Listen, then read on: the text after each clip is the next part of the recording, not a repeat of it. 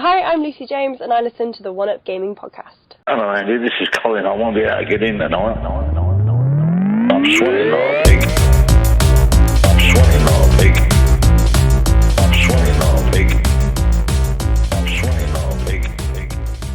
I'm sweating like a... Chapter 1. The Flash of Silence. The dawn in Raven Hollow had begun like any other, a soft pink creeping over the horizon, birds calling from the treetops, the distant hum of early morning life stirring awake. Sheriff Nathan Cole stood outside the station, hands stuffed deep in the pockets of his worn leather jacket, boots planted in the gravel dust. He sipped lukewarm coffee from a chipped ceramic mug that read, "Number 1 Dad," a relic from a life he only half remembered. The sky over the eastern ridge was unusually clear, brushed with strokes of lavender and rose gold. It was the kind of morning that made even the most hardened of men pause and let out a slow breath. Raven Hollow was a quiet town, not sleepy, not dead, just content. Nestled between forested hills and wide valleys, it had a rhythm all its own. The bakery would be opening now, he knew. The smell of fresh bread and sugared pastries would soon roll down Main Street, mingling with the morning dew. Old Mr. Eldridge would be out walking his dog, the same collie he'd had since before Nathan returned to town. And across from the post office, Mrs. Mendez would be watering her garden with a glass of wine in hand, claiming it was the best time to speak to her roses. Normal, peaceful, predictable. But Sheriff Cole didn't trust predictability anymore. His eyes scanned the horizon again. Something tugged at him. Not quite a thought, more a pressure behind the ribs, as if the wind had something to say and hadn't yet decided how to say it. A storm, maybe. Not the kind with thunder and lightning, but a tension that rides just ahead of the weather, prickling the skin like static. He took another sip of coffee, squinting as the first golden ray kissed the town hall's rooftop. Then it happened. A flash. Not lightning, not fireworks, not even something he could name. It came without warning. One moment the sky was calm. The next, a searing white light exploded above the town like a star imploding. It didn't crash or roar, it just appeared, whole and perfect and blinding. Nathan dropped his mug, the ceramic shattered against the steps of the station. He threw up an arm, shielding his face as the light poured over everything, flooding the streets, the trees, the faces of early risers with something impossibly pure and unbearably intense. His eyes burned, even behind his lids, and for a breathless second, the world was silent. A silence so complete it rang. No birds, no wind, no footsteps. The only sound was the frantic beat of his own heart, loud in his ears. Then it was gone, as if someone had snapped their fingers and switched the world back on, only it hadn't, not really. The sky returned to a dusty blue, but something was missing. The chirping birds did not return. The bakery didn't hum. Even the ever-present whir of distant power lines, gone. Raven Hollow had gone dark. Nathan blinked the spots from his eyes and stumbled back into the station. He reached for the radio on his desk, fumbling with the knob. It hissed, fizzled, static. "This is Sheriff Cole," he said, voice shaking more than he liked. "Anyone hear me? Control? Dispatch?" No answer. He tried again, louder. "Dispatch, do you copy?" Nothing but hiss. He tried the landline. Dead. The lights above him flickered once, then cut out altogether. The hum of the old HVAC system died with them, leaving the station too quiet. A cold coil of dread twisted in his gut.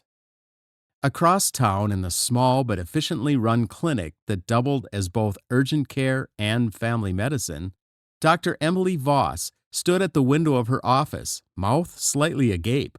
She had seen the flash too, the entire sky erupting like a bulb blown too bright. For a moment, it had lit up the clinic's linoleum floors and white walls with the same kind of glow you'd see in a dream. Now she stood in semi-darkness. Monitors had blinked off. Her computer had gone black. The gentle beeping of the EKG machine in room 2, gone. The silence was thick, like being underwater. She crossed the room quickly, checking switches, flicking lights. Nothing. Her heartbeat ticked upward. The grid wasn't scheduled for maintenance. No storm, no warning.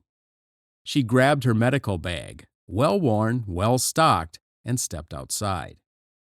The early morning air was crisp and warm on her skin. Still no birdsong. That's what unnerved her most.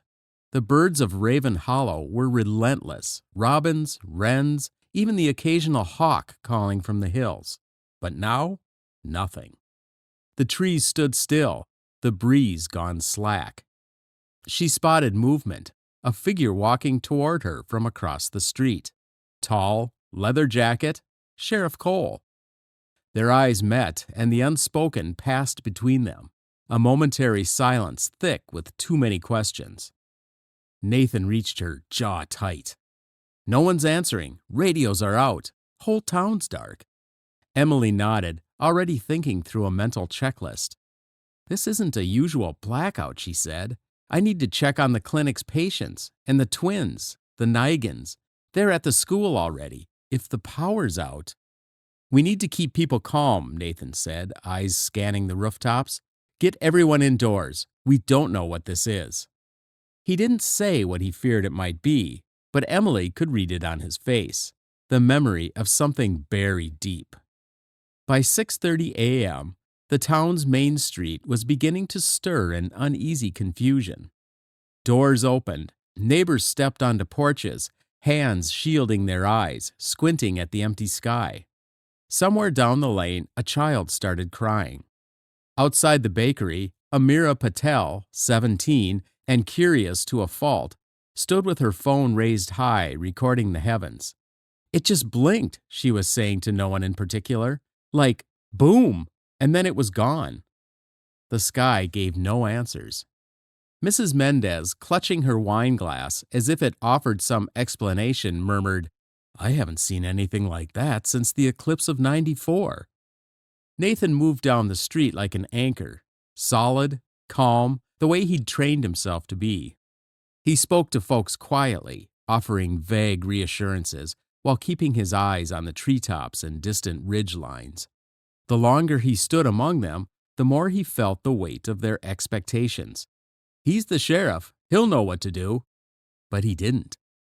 By 7 a.m., the school bus hadn't arrived. Emily stood outside the brick-front elementary school, checking in on the small group of children whose parents had dropped them off early.